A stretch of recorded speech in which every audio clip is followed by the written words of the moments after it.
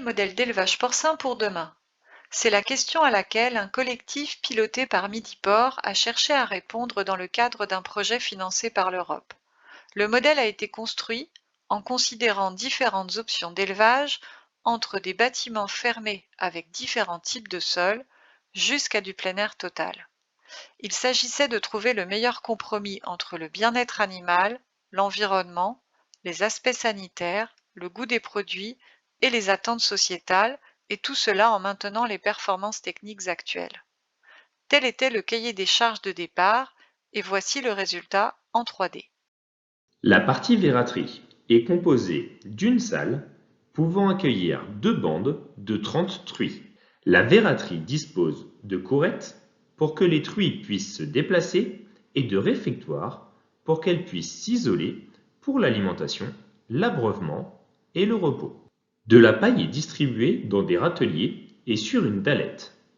Elle permet aux truies de satisfaire leur comportement de manipulation et de chouissage et est également bénéfique en complément de l'aliment pour la satiété des animaux. Des cases sont prévues pour accueillir des truies blessées ou malades, qui nécessitent une surveillance et un suivi spécifique. Elles permettent d'isoler les truies tout en gardant un contact social, visuel et olfactif avec les autres animaux. L'évacuation des effluents est assurée par un racleur.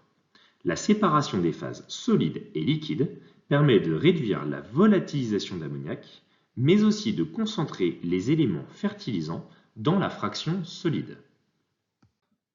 La gestion des effluents peut aussi être assurée par la technique du lisier flottant, technique adaptable aux bâtiments existants. Elle permet de faciliter leur évacuation, particulièrement si la paille est mise à disposition des animaux, mais aussi de réduire les émissions d'ammoniac et odeur de la salle.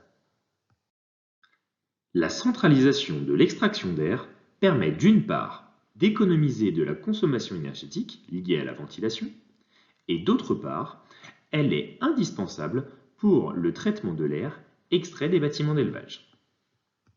Ce type de traitement de l'air est efficace pour réduire les émissions d'ammoniac, d'odeur et de particules vers l'atmosphère.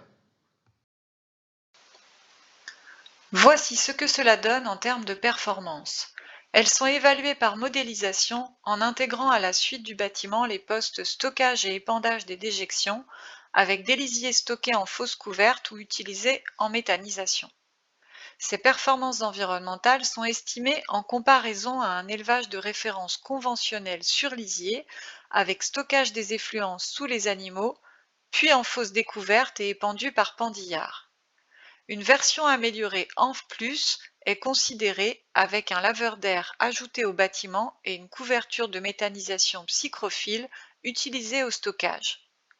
Les résultats positionnent l'élevage de référence ENF+ à 100% et en relatif l'élevage de référence en bonne pratique. La fourchette de valeur des configurations de l'élevage de demain peut présenter des performances meilleures dans la gamme des élevages actuels ou augmenter pour certains indicateurs.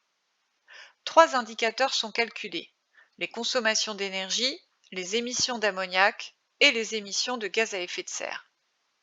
Au final, l'élevage de demain en verraterie permet de réduire de 54% les consommations d'énergie. Les émissions d'ammoniac peuvent être réduites jusqu'à 22% par rapport à la référence ENF+, et les émissions de gaz à effet de serre sont inchangées par rapport à l'élevage de référence sans bonne pratique. En conclusion, cette configuration de bâtiment permet d'allier bien-être et environnement.